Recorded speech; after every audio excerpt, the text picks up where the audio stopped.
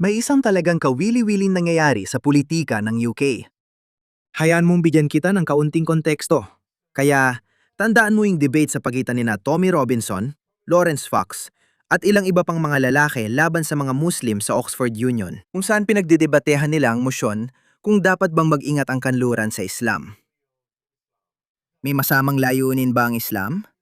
Gusto ba ng Islam na sakupin ang kanluran? Dapat bang mabahala ang mga taga-kanluran sa lumalaking impluensya ng Islam? Kaya itong matalinong babaeng Muslim, itong isa, siya lang mag-isa ang nakagawa ng isa sa pinakamalaking pagkakamali sa kasaysayan ng mga debate. Itong video na to, tinan mo, may 12.6 na milyong views. Okay? 12.6 na milyong views. Kahit di pa nila napanood ang debat, marami na agad nagsasabi. Tingnan mo, yan ang sinabi namin, hindi mabuti ang Islam para sa kanluran. Narito kung bakit.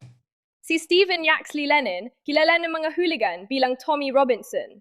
Stephen, may mga tao sa labas na nakakagulo laban sa iyo ngayong gabi. Kung wala ang proteksyon at kabutihang loob ng Muslim na Palestinong presidente at karamihan ng Executive Committee mula Timog Asya, ikaw ay siguradong mapapahamak.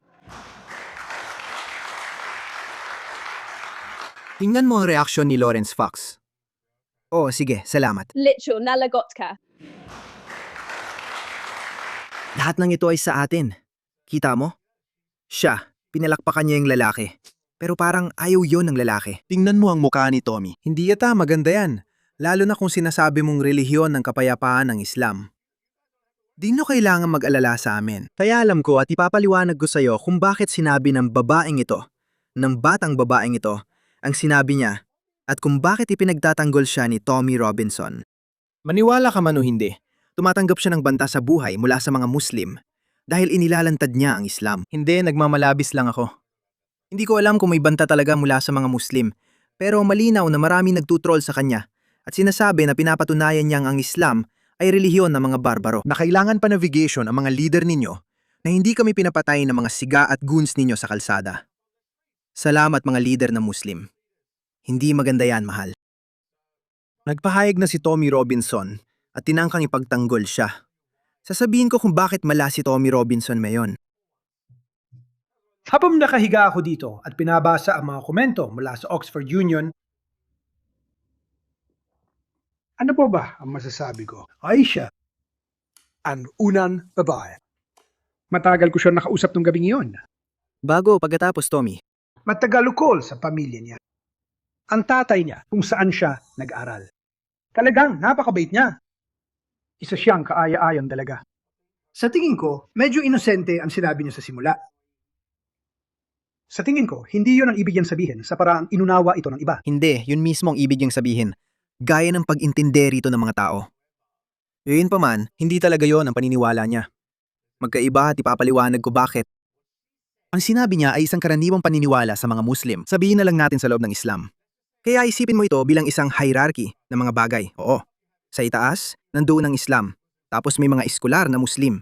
At sa pinakailalim ay ang mga Muslim. Nasa pinakailalim siya, isang ordinaryong Muslim na naguguluhan at sinusubukang alamin ang lugar niya sa kanluran. Nagsusuot siya ng modernong damit. Pati si Muhammad Ijaz ay nagtanggol sa kanya. Hindi ko alam kung bakit, pero sasabihin ko kung bakit may katwiran yon. Lahat ng Muslim ay pinalaki na may tiyak na paniniwala, pagpapahalaga at pananaw. Ang mga pananaw at paniniwala miyon ay nagmumula mismo sa Islam at bumababa ito mula sa mga eskular na Muslim hanggang sa mga individual na Muslim.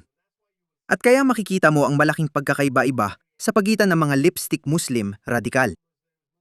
Iba-ibang Muslim tulad ng walang pakialam at liberal. Depende kung saan nila nakuha ang kaalaman sa Islam. Malinaw na nasa Oxford Union siya at hindi nakasuot ng burqa, kaya mas liberal siyang Muslim. Pero bakit siya magbabanta ng ganon? Kakaiba ito para sa mga kanluranin. Bakit niya sasabihin yon? Tama, mahusay si Tommy sa paghusga ng ugali ng tao. Hindi siya ganon. Hindi niya talaga ibig sabihin yon. Personal niyang hindi ibig sabihin. Pero laganap ang paniniwala sa Islam ng mga taong pumupuna sa Islam o kay Muhammad o sa sinumang itinuturing nilang banal ay nararapat na patayin. Kaya parang sinasabi nila, alam niyo ba mga pare?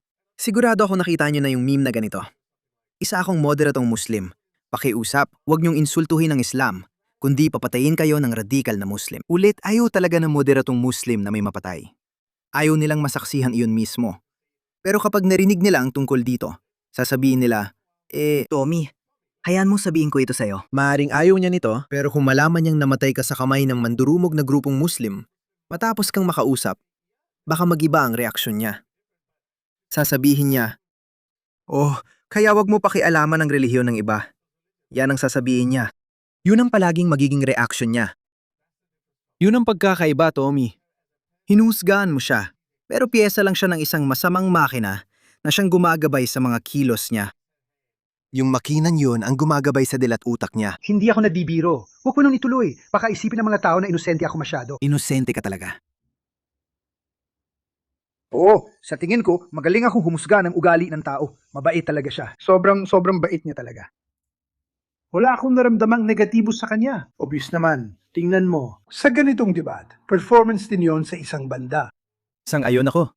Nagpe-perform siya para manalo sa ngalan ng relihiyon niya. Sobrang pumalpak siya sa mga komento mo yon, pero hindi ko iniisip. Sigurado akong hindi pa niya nagawa yon. Alam ko sinabi niya, pero hindi yun ang ibig niyang iparating. Ramdam ko rin. Sa lahat ng tao doon, sa gitna ng mga nagtatalo, may ilan na para talagang pro-jihadi mongge sa panel. Hindi siya isa sa kanila. Pero kasama siya sa grupong yon. Tome, kasama siya sa grupong yon. Kaya kung anuman ang mapagdesisyonan ng grupong yon, sasama siya sa kanila. Dahil higit sa lahat, ang pinakamahalaga ay protektahan ng Islam. Protektahan ang layunin ng Islam. Kaya hindi siya magre-rebelde o magsasabi nun, "Sige, ayaw namin gawin ito." Tingnan mo siya ng isa-isa. Baka ayaw din niya, pero ganito na ang pag-iisip niya. Ito ang video na gusto kong patugtugin nun, kaso nakalimutan ko. Tiyagaing tiisin ang kawalang-galang sa ating propeta. Sumakanya nawa ang kapayapaan at magkakaroon ng mga bunga ang inyong mga ginagawa. Magkakaroon kayo ng mga kahihinatnan sa inyong mga ginawa. Bata pa lang kami. Tinuruan na kaming ipagtanggol ang dangal ng propeta at ialay ang buhay para dito. Kita mo, dito ka hindi nakakaintindi. Baka akala mo isa lang siyang radikal na Muslim. Hindi ninyo naiintindihan, lalo na kayong hindi Muslim, kung bakit si Muhammad ay tinuturing na hangganan na hindi pwedeng lampasan. Sinasabi niya na mula bata, tinuruan kami pagtanggol ang dangal ng propeta. Totoo yan. Hindi mo naiintindihan. Kahit Muslim ako noon, liberal ako Muslim. Wala ni isa sa malalayang kamag-anak ko ang maaring mapagkamalang radikal. Wala ni isa sa amin ang may balbas. Wala ring suot na burka, niqab, o kahit hijab ang mga tita o kamag-anak namin. Pero kahit sa pamilya namin, si Muhammad ang pulang rinya. Kapag may lumampas doon, kaya siguro narinig mo na sa mga Muslim na, pwede mong bastusin ang nanay o tatay ko. Pero wag ang propeta ko, dahil may kapalit yan. Ganun siya naturuan. May kakayahan ba siyang kumalabit ng gatilyo? Sa tingin ko, hindi. Pero wag mo itong maliitin o isipin na pananaw lang ng kanluran ang gamit mo. Kanluraning pananaw mo sa individualismo. Isang napaka-espesyal na pananaw ng kanluranin ang pagiging individualistiko. Nahuhusgahan natin ang isang tao bilang isang individual. Titingnan natin siya bilang isang individual. Pero ang Islam ay gumagana sa isang ganap na magkaibang sistema. Hindi ganoon ang paraan ng Islam. Ang Islam ay napaka-kolektibo, isang kolektibistang ideolohiya. At yon, sa tingin ko yon ang hindi mo nakikita. Tama si Tommy tungkol sa kanya, pero mali siya na palampasin ito. Dahil baka ito na ang panahon para bumalik siya at mag-isip, sige, akala ko na ako ay. Sinabi ko yon bilang biro, dahil karaniwan ng paniniwala yan sa mga Muslim. Kakainin ko siya ng buhay. Pakistani na ekspresyon lang yan, pero sigurado akong may katulad na ekspresyon din sa Afrika. Kaya nila sinasabi ang mga iyon dahil nakatanim pa rin sa kanilang pambansang at kultural na isipan.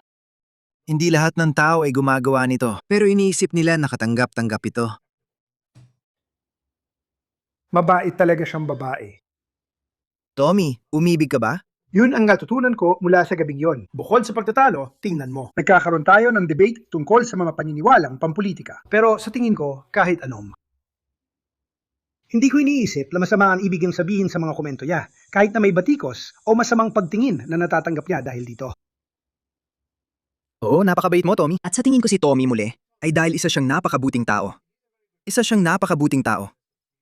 Mga tao, hindi ko lang maintindihan kung bakit galit na galit sa kanya ang mga tao. Ginagalit at nilalapitan nila siya, at kapag napikon sila, sa tingin ko, Ganyan din ako. Mapipikon din ako kung may magsabi sa akin ng kung ano-ano na hindi naman ako kilala. Tulad ng, see you next Tuesday, o iba pa. Pwedeng harapin ko siya, pwedeng hindi rin. Hindi ko alam. Sabi nila, yung mga taong medyo sumisikat, kailangang mas tibayan nila ang loob nila. No isang araw, may video si Tommy na inaaway ang isang tao na nagtangkang mang-away sa kanya. Pero mabait talaga siya sa loob. Ayaw niya talagang mapasama yung babae at matanggap ang galit na natatanggap niya ngayon dahil iniisip pa rin niya ang maganda nilang pag-uusap nun. Sigurado ako kung bakit ganun ang nararamdaman ni Tommy. Kasi nakita ko siyang kausap si Nuria Nurjahan at interesado talaga siyang pakinggan ang mga karanasan niya bilang Muslim. Bilang isang tao sa kabilang panig, kung paano nila tinitingnan ang EDL o paano nila inuunawa ang mga kilos ni Tommy. Mas gusto ni Tommy na matuto at makipag-ugnayan ng personal, tao sa tao. Sa palagay ko, ganun din ang nangyayari kay Tommy.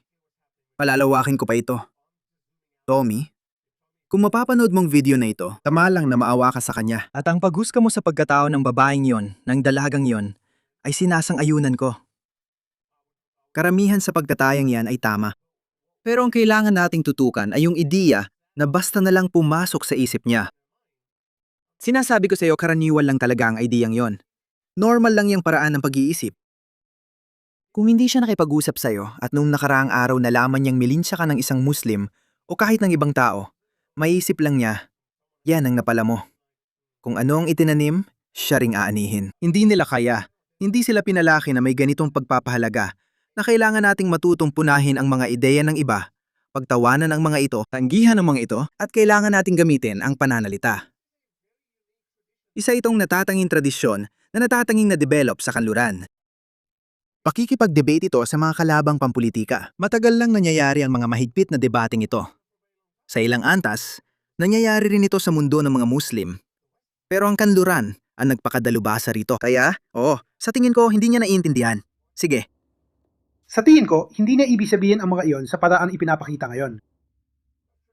Totoo yan. Kinausap ko siya ng matagal tungkol sa pamilya, pagpapalaki, at paniniwala niya sa edukasyon.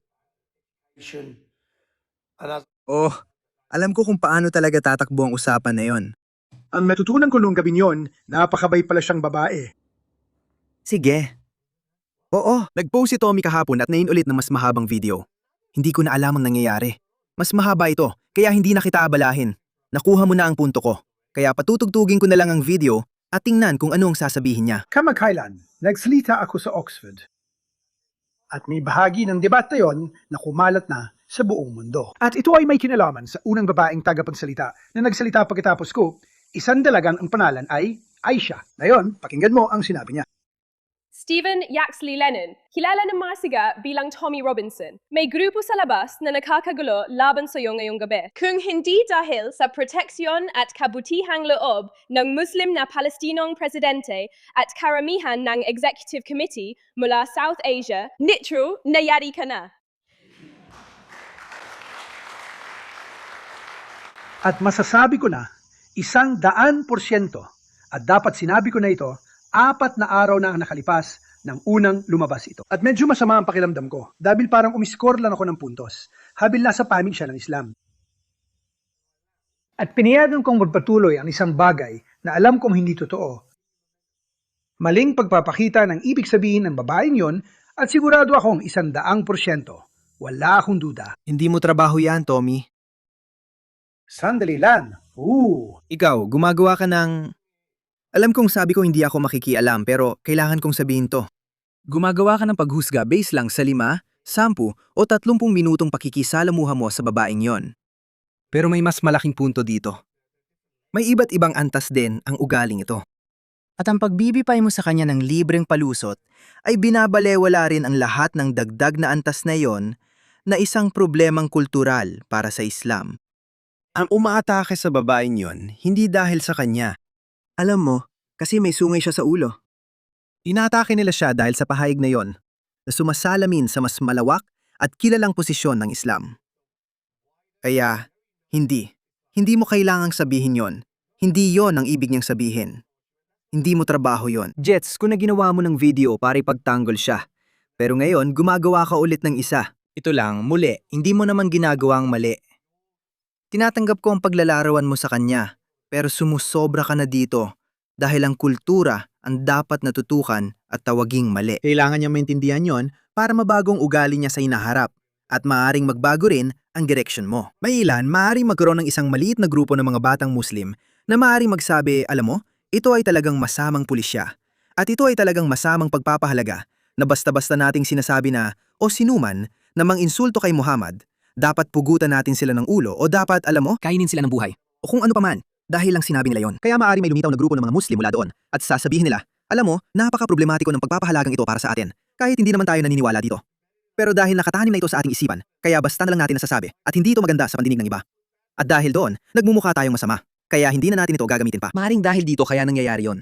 Kaya ipagpatuloy mo lang ang paglalagay ng presyon, Tommy. Hindi yon banta. Lahat ng nakarinig dito ay nagsabi, naglalabas Hindi, yun ng mga nga. balita. Muslim na babae raw nagbanta kay Tommy Robinson. Hindi yon banta. Sigurado akong hindi niya ito inisip na banta. Kung naisip ang banta, hindi talaga yon. Kaya, Hindi yon banta mula sa kanya. Hindi niya sinabi yon. At hindi ko rin sinabi na may mga lalaking naghihintay na patayin ka. Sabi niya, tingnan mo ang mga salita. Sinabi niya, kung hindi dahil sa Palestinong lalaki at isang South Asian na mahusay na Muslim, kung ganoon ay nangyari na sana yon. Totoo, inilalarawan niya kung gaano kagalit ang Muslim community o paano sila mag-aasta. Inalis niya ang sarili sa usapan at sinasabi lang na, oy, sinasabi ko lang kung ano mangyayari. Pero imbes na kumampi sa'yo, kumakampi siya sa kapwa niyang Palestinong Muslim at sa South Asian na Muslim. Sa kanila siya kumakampi. linawin ko lang kasi halos buong gabi kaming nag-usap ng babaeng yon. Oo, mabait siya. Wala kang makikilalang mas mabait na babae. Naawa ako sa kanya dahil darating ang pamilya niya. Isipin mo, mula sa pananaw niya, oo, isa siyang Muslim. Sige, hindi siya sasanayan sa akin. Muslim siya mula pagkabata, kaya iniisip ko, yun mula sa pananaw niya. Nasa harap niya ang pinakamalaking pagsalungat sa Islam. Malaking sandali ito para sa kanya bilang batang babae, kasing edad ng anak kong babae. Kaya malaking sandali ito para sa kanya. Darating ang kanyang mga magulang at pamilya para panuurin siya montanghal dahil ito ay isang pagtatanghal. Ang debate ay isang pagtatanghal kung saan lahat Oo, nagpapakita sang-ayon ng ako. bias. Lahat ay nabibigay ng mga komento. Pero sigurado akong 100% na hindi yon banta ang ibig sabihin ng babaeng yon. Sinulat niya yon kahit na. Binabasa niya yon mula sa kanyang isinulat na talumpati, Tommy. Hindi yon basta-basta lang na sinabi. Refleksyon lang yon ng asal na mga Muslim. Yun lang yon. Pwede nating lampasan siya. Pero lahat ay nakatutok sa hilig, sa karahasan, at pagkakit dito sa Islam. Yun ang mas malaking punto, Tommy. May isa pa, kailangan ding linawin. Walang pulutong ng mga Islamista sa labas noon, sa labas ng korte, sa labas ng universidad. Hindi ito pulutong ng mga Muslim. Isa itong radikal na makakaliwa, woke, puti, liberal, kaawawang panggit ng uri na grupo. Hindi Muslim ang mga yon.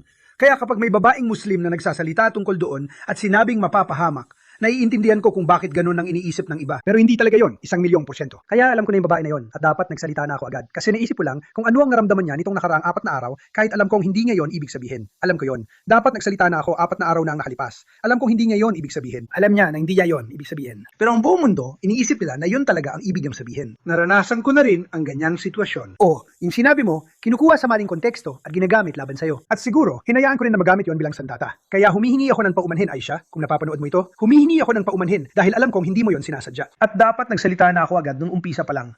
Pero masyado akong naging interesado na makakuha ng puntos para sa panig namin laban sa Islam. Kalokohang galawi yon dahil alam kong hindi mo sinasadya. Kaya gusto kong linawin ito na sinumang mansalita at sabing si Aisha, ang batang babae, tinatakot ako o ginagamit yon pang panakot.